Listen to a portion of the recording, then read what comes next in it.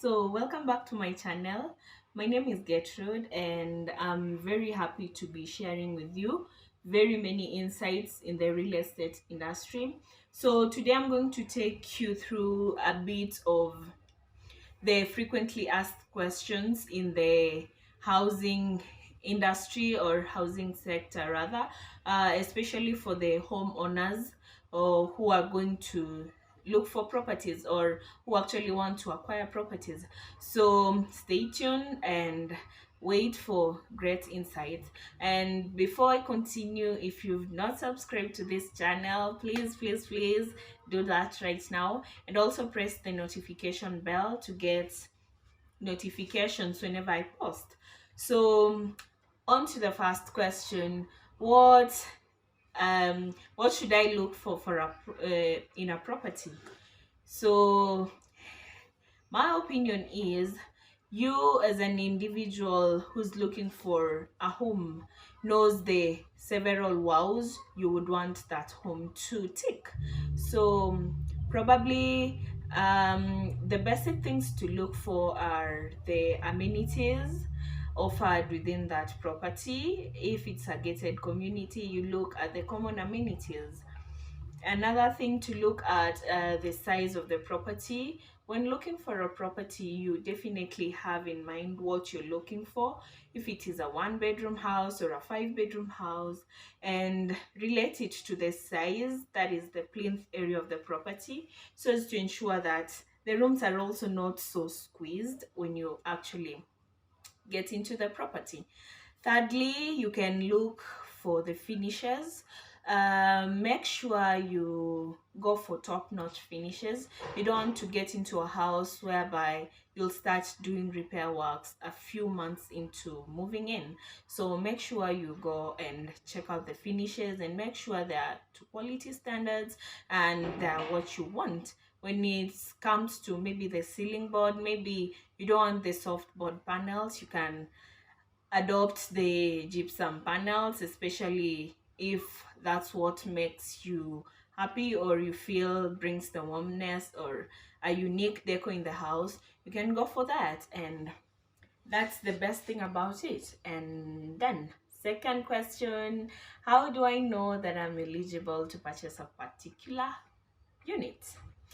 So I feel like basically this is subjective. You know your budget as an individual, so don't stretch too much.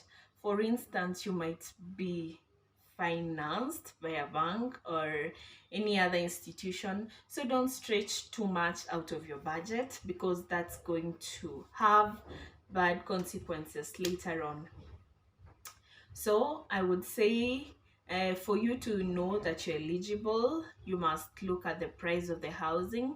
Is it affordable to you? If it's affordable to you, then you're eligible to own that property. If you can pay for that house without straining, then that means you can afford it and it's eligible. If the house ticks all your list, or rather has everything that is listed on what you want to see in a house, then you're eligible to take that particular house, because it goes, or rather it aligns with everything you want in a house or a home. So that's what I would say. And then when you want to co-own property, how should you go about it? From my experience in real estate agency, you would indicate the person you want to co-own with during the expression of interest period. This is actually the first stage. After you've viewed the property and you've liked the property, you will indicate at that point that you want to co-own this property with someone. It might be your spouse, your daughter, or just a partner.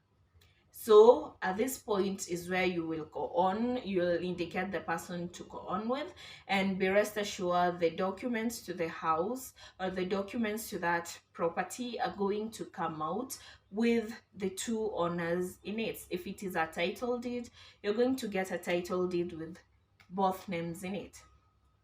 So another question, uh how how can I get uh how can I get to own a property, or how can I be financed rather? So there are several ways to own a property. One is through savings.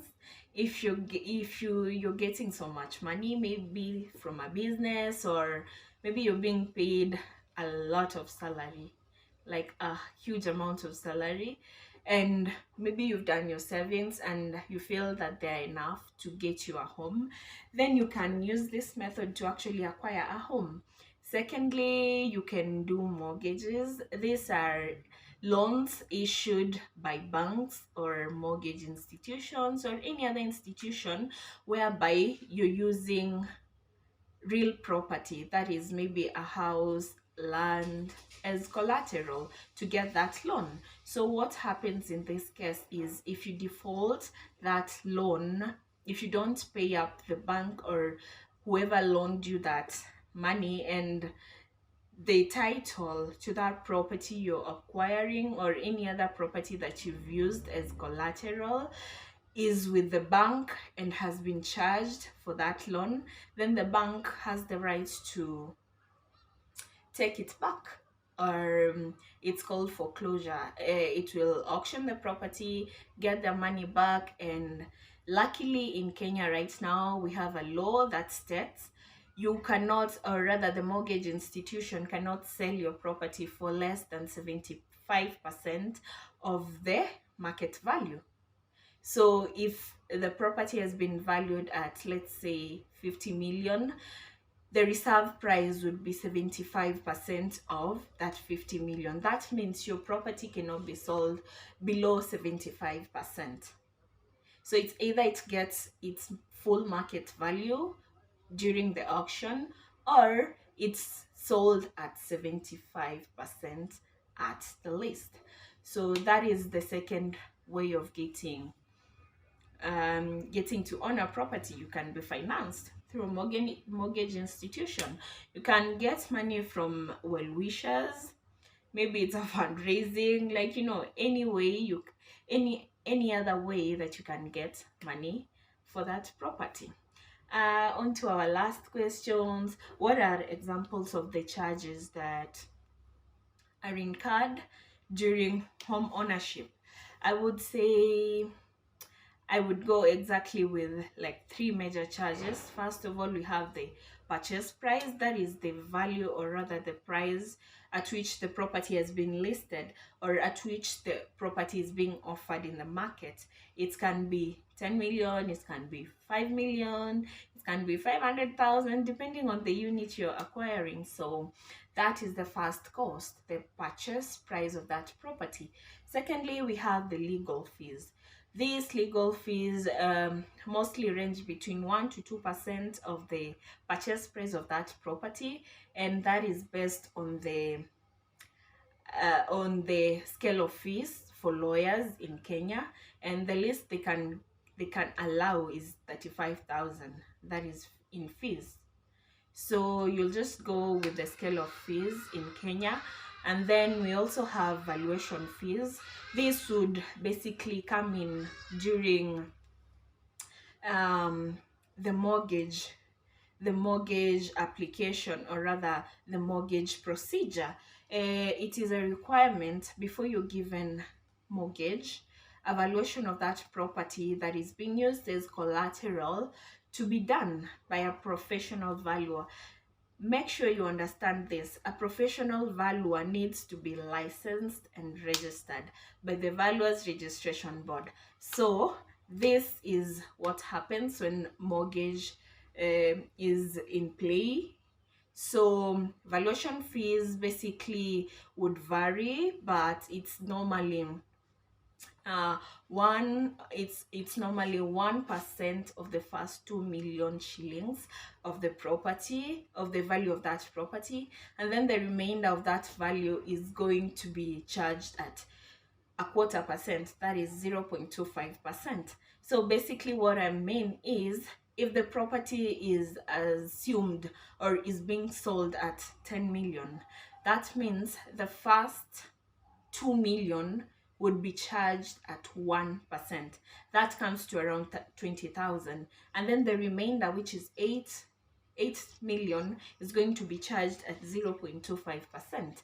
Then you add the two, you put the tax issue, or you put the provision for the tax and also disbursements. These are basically the miscellaneous costs that are incurred during the valuation. This is transportation to the site, because you have to visit the site, or rather that property where it's located.